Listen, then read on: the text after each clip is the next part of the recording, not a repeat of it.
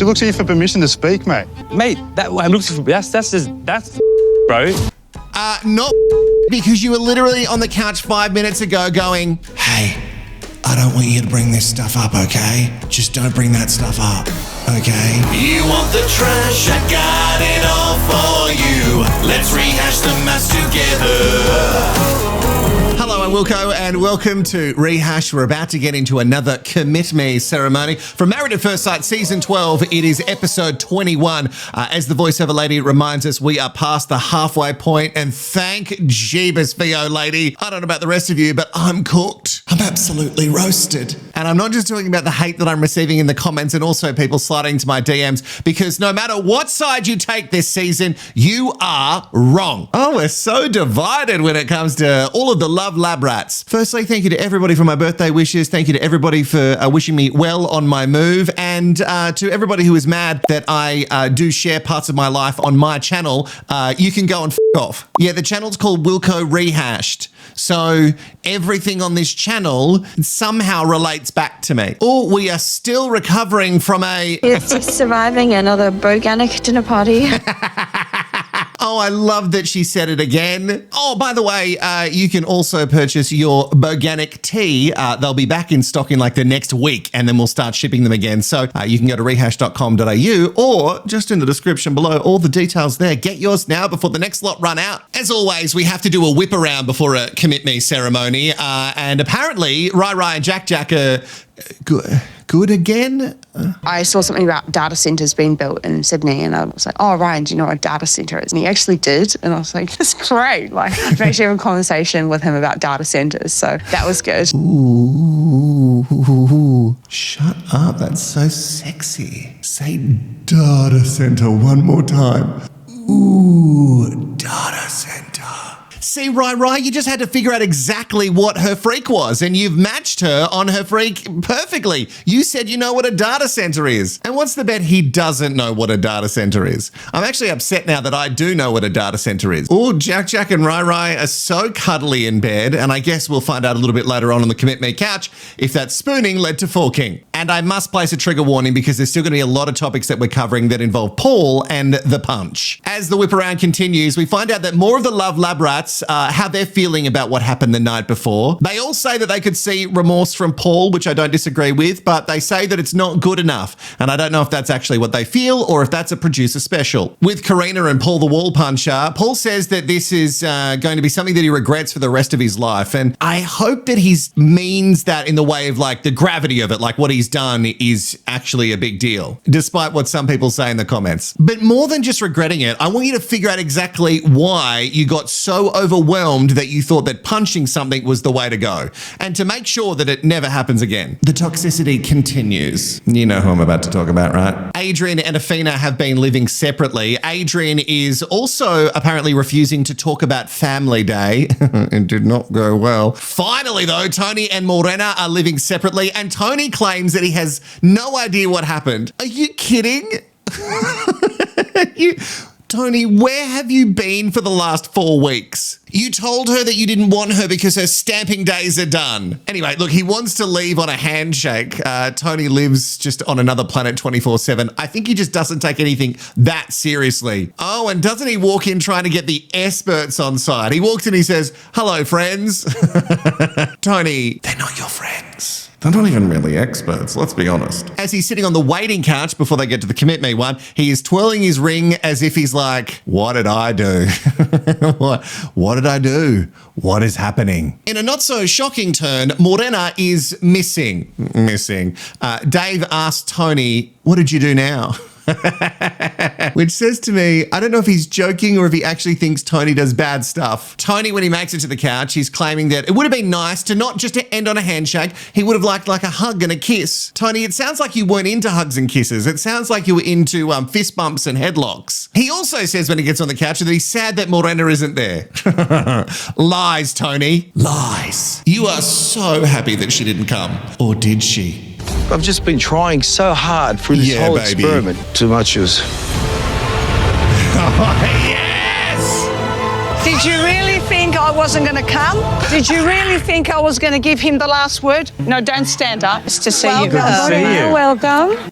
Oh, it almost sounds like a threat when she says, nice to see you. Nice to see you. Oh, she's so good. Oh, I live for it. I cannot trust a word that this woman says in the show, now in the media, but I love this. You think I wasn't going to be here? Surprise, bitches. No, of course we thought you were going to be there because not even that deep down, you love the attention. You're here for it. You're just upset that you didn't get more people on your side. I can't stop thinking about her like walking with her arms out like she's, you know, Russell Crowe in The Gladiator. And this is her Colosseum. Question, and check it in the comments below. How much do you think she begged for that dramatic walk-in? No one can tell me after that Morena is this innocent little wallflower who's been held against her will and not even the police could get her out of the Love Lab Rat suites. Somehow in their couch time, they have gotten further apart on the couch than ever before, and I didn't think that was possible. Tony is painting this picture like he's been biting his tongue the whole time, but at the dinner party, he just had to let it all out. I don't necessarily believe that. I'm sure there's been some stuff that's been let out that we just didn't get to see on camera. Morena cannot believe that he doesn't like her personality. She claims that she's been lidded. You know, like a lid has been popped on Morena, just pop, and she's just been trapped like a genie in a lamp. And just like any genie, Morena is desperate to be rubbed. More than once. Not a headlock and not a fist bump. She goes on to say that Tony has stopped her from being herself this whole time in the experiment, and I just don't believe that. It also comes back to the age and the whole baby situation. Yeah, he wants to be a baby daddy. Because I came into this experiment beaming. So you felt there was a connection? Oh my God, there was a penetration. Oh. There wasn't a connection. It was like, boom. Here. It was huge. Oh, congrats, Tony. I didn't know that you were packing so much. I should have believed cousin Stephen when he was so all over you. So Tony is huge. Well, that's how I heard it. I'm so confused. What was the penetration that she felt on the wedding night? You can't disagree with Morena because at the wedding, it did actually look like they were really making an excellent connection. I can't say penetration. I don't think penetration happened. God knows cousin Stephen wouldn't let that happen in front of him. But it did seem like it was going to be one of those great couplings. Like, because, you know, older couples that have been on these seasons prior, it really doesn't work out because people are really stuck in their ways. But at the start of it, I don't know about you, but I had hope. If you ask cousin Stephen, he could get something so much younger than a 50-something-year-old, you know, like, and maybe cousin Stephen is the real villain in all this. Maybe Tony was happy and then it was put into his brain that he should have been paired with a 40-something. Anyway, 2 shillings, the Esper, you know, the one in the middle, she gives great feedback. She says that it's really sad. That's really good experting. Sorry. Esperting. And let's not be shocked that an LEAVE is on its way. You hear that, Adrian? Just use those letters, honey. You're a 53-year-old man. Behave like one. Good riddance. That's how I feel. Wow. Oh, she's out of there. You're leaving? Are you not coming back, Morena? No. Good riddance. I hope you had the time of your life. Good riddance, Morena. The best part is that Long John could barely find the words, like positive words, to explain the time that he has witnessed between them in this experiment. He was like, anyway, it's been really, yeah, you came here. You guys came here. You turned up. All right, time for a quickie couple. Jamie and Dave, their feelings are really building and they obviously both stay. But while they're on the couch, Adrian is trying to do something très toxique. He wants to continue his silencing of Awhina, which is just no shock to anybody. About that, let me think. I don't like being told what to say. You can't? Just have me to speak about it. I can work as a team and still not be told what to say. Ooh, that's so gross. Yuck. Yuck. Yeah. Adrian, you don't get to try and silence your partner when they want to speak about something. In fact, you shouldn't be silencing anyone. And this is where they all talk about the edit and how like the edit didn't show all these bits and pieces, but we saw clearly there from one angle that you're sitting on the couch saying, hey, let's not talk about that thing. Yeah, no, I don't reckon it's good. Just for our families, you know what I mean? Just for our families. Not because like it was really bad. and it's going to look really bad for me and my family. I think in his head, he also thinks that it's going to look bad for Awhina's sister Cleo, but no, I was all for her. Jack and Rai take to the couch and they're beaming with the most unhinged smiles possible. They're also claiming that things are better than ever because apparently that spooning did turn into forking, and Jack and Rai are doing the nasty twice. Generally, while they're on the couch, that's the thing I'm focused on most, but we can't really focus on it because there's more silencing happening in the waiting room. Adrian, you don't tell me to do. Good. I'm not coming in there to attack you. Good. Tell me what to do. Yeah, she's not going to attack you. She's going to say the truth. And the truth is, Red and your sisters, not very good. They came in with a narrative that only you told them, right? That you're so hard done by and everyone's against you and you're this perfect guy. So how could anyone dislike you? And I don't know how your family believed that. It makes me think that maybe the family have a lot of toxic problems too, but who knows? Before I wrap up from Jack and Rai, apparently the two sessions were refreshing. That was the word that they used. Yeah, refreshing. Thirst has been quenched. Picture is in my head. They also write stay, and then it's time for Jeff and Ree. Whatever. Although, the only interesting thing is that Mum is now texting Jeff. That's right. Ree's mum is texting Jeff. So, scandalo. What is your mum trying to do, Ree? Maybe you should lash out at her at the dinner party. Mum, how dare you text my husband? Anyway, they both write stay. Oh, while this is happening, the silencing in the holding area is still happening. Don't do it though. Don't tell me what to say, Adrian. If they ask questions, you can touch on it a little bit, but it doesn't need to be fully detailed. Oh, so now she's giving in. You don't need to give all the details, but we can touch on it a little bit. Oh, the coercion. This is where MAFS and their experts, and at least the producers who are watching this happen, this is where they really need to start speaking up. And don't tell me that you didn't see this happening. It's been happening for weeks now, the way that he acts. Like, you need to call out this behavior. You can't just let him smile and have Wish Peter Dinklage off the hook. Sadly for Adrian, the couch silencing just didn't work. Rampola brings it up. Adrian doesn't want to disrespect his family, apparently. That's the reason. And I'm not sure if it's the edit, but she's sitting there barely saying words to begin with. Actually, the whole couch time, she's pretty quiet. Don't worry, he loves speaking for you. According to Adrian, it's all about the bad times when they should just be focused on the good times. First couple of weeks was all good times. No, it wasn't. And the last couple of weeks, they've just been talking about bad times. Luckily, sweet baby angel Dave decides to speak up. I'm not buying that. Mate, look how hurt she is. Well, why'd I have to validate myself to you and our relationship to you, bro? Look how hurt she is, mate. She's hiding stuff deep down. I can see it in her face. You said that. Give us a solution, bro. Give us a solution. Let her tell her how she really feels then. What? Let her say how she really feels. Yo, I've never stopped that. I can't control what she speaks. What are you talking about? She looks at you for permission to speak, mate. Mate, that's bullshit, bro. Not bullshit, because you were literally on the couch 5 minutes ago going, hey, I don't want you to bring this stuff up, okay? Just don't bring that stuff up. Okay. Don't tell us now that you're not trying to control what she says. There's footage of it, you dirtbag. Ugh. Another gross thing is that Awhina, because she's so in it now, she goes to almost protect him with her response. And I really thought that the power of this Wish Peter Dinklage had worn off. The experts flagged that what Dave has said is a big issue. And then we kind of just move on. They also can't get a straight answer out of her. Do you like Wish Peter Dinklage? And as she's trying to explain if she likes him or not, he pounces on it. Now, the way that he's acting on this couch when they're trying to speak to her directly, it's despicable. He just keeps carrying on like a fuckhead. And look, I get it. Awhina does take a while to find her words, but that doesn't give you the right to jump on her every 5 seconds and not give her space to find them. Then the edit just tries to show us that they really care for one another, and not once do the experts jump on what is clearly toxic behavior once again. I thought, how would this couch session go? And I thought it'd probably go somewhat all right, so I said stay. What about you? Gross. I wrote stay. Yeah. Oh, yuck. Oh, yuck. And the way he's celebrating it. Have you noticed in the couch time, he's always being so performative to his audience? It has nothing to do with Awhina. It has nothing to do with the experts. It's just him trying to perform in front of everyone to prove some sort of point. I cannot believe that in big letters, like big letters, not even a tiny little stay.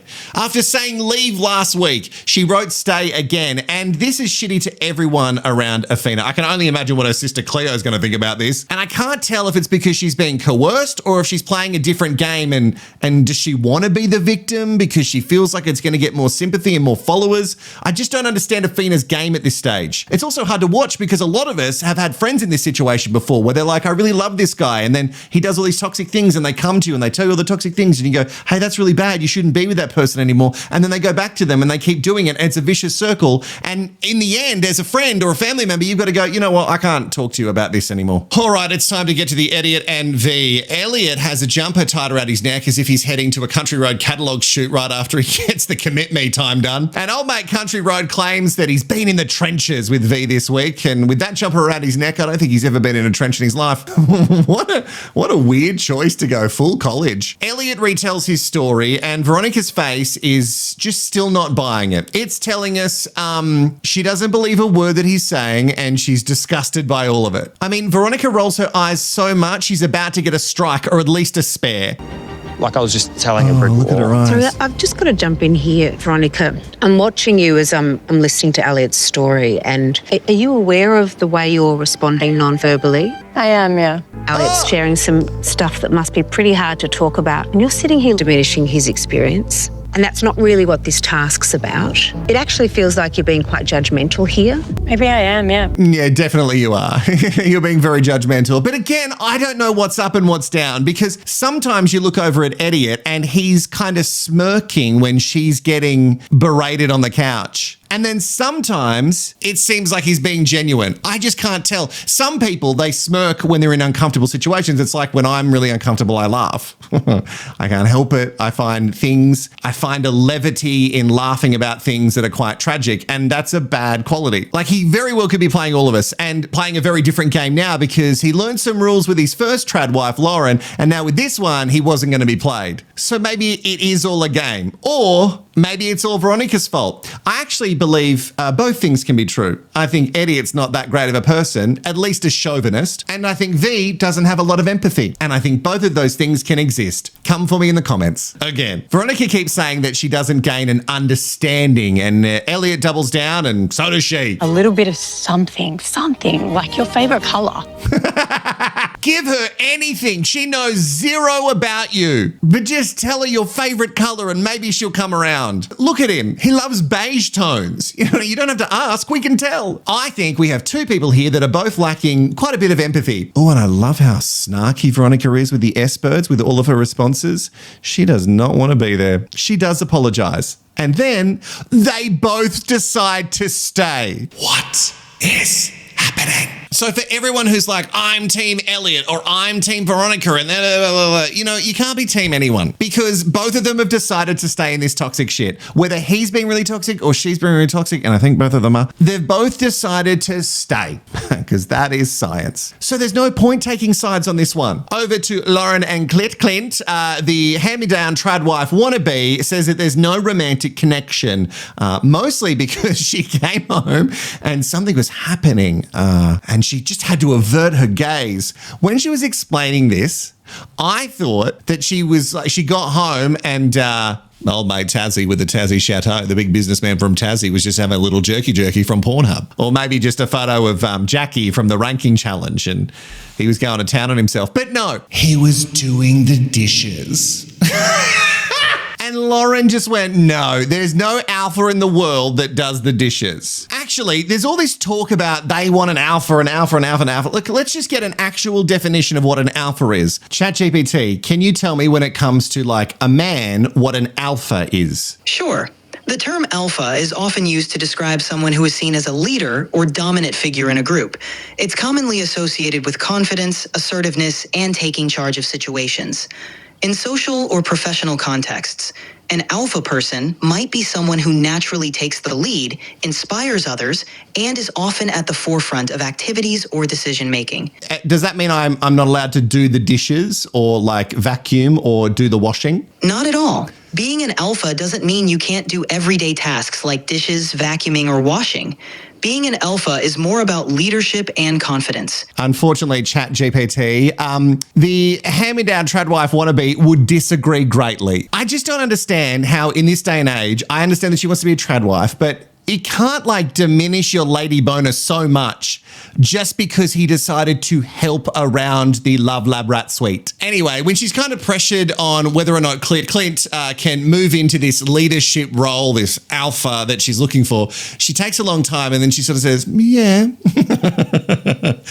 which none of us believe. And then they both stay. Okay, let's hope he doesn't get to doing the clothes washing. That would be just diabolical for her. Another little quickie, Beth and TJ, they both write stay. Oh, by the way, they've been intimate and they both apparently really needed it. The experts say, oh, it's good, you guys are coasting. But I don't know, I hear coasting and I don't see it as a positive. Anyway, what would I know? I'm not an expert. Now we have to get to the topic that was on everybody's lips and one person's fist yesterday, Carina and Paul. So they get to the Commit Me couch and Paul explains his story and it all feels like he's again setting it up to blame Carina, which is super cute. The curious thing to me, and something that I didn't clock on when I was watching the last episode, but all of this happened in the car and then he held all of his shit together until they were alone and then he let the fury out. I do love that Rampola was like, oh, did you hurt your hand? And he starts to explain saying, oh yeah, but I'm okay. And she's like, I don't care how you are. I want to know how hard you punched the wall/door. Did you expect him to judge you for your sexual past? No, I think it was a disrespectful thing, and I said it really sounds to me like judgment underneath all of that Alessandra, rage. I promise you, it's obviously it's not her past. The reason why I felt so disrespected is it's because of how she said it, the way she voiced it. Right. Pause it. So it's not that she had sex with a rapper, it's that she said, let's put this rapper on who I fucked once. I don't know. There's a lot of men in the comments who are up in arms that we don't have a heart for the man who had to hear the things that this woman was saying to him and nobody wants to hear the sexual past of their partner. Yeah, but in relationships, there's a lot of things that we don't want to hear, but it's all real stuff that has happened. And Carina probably shared that at an inopportune moment and in not the best way. Nothing should lead a man to be like aggressively punching walls and doors, whatever he punched. I don't know.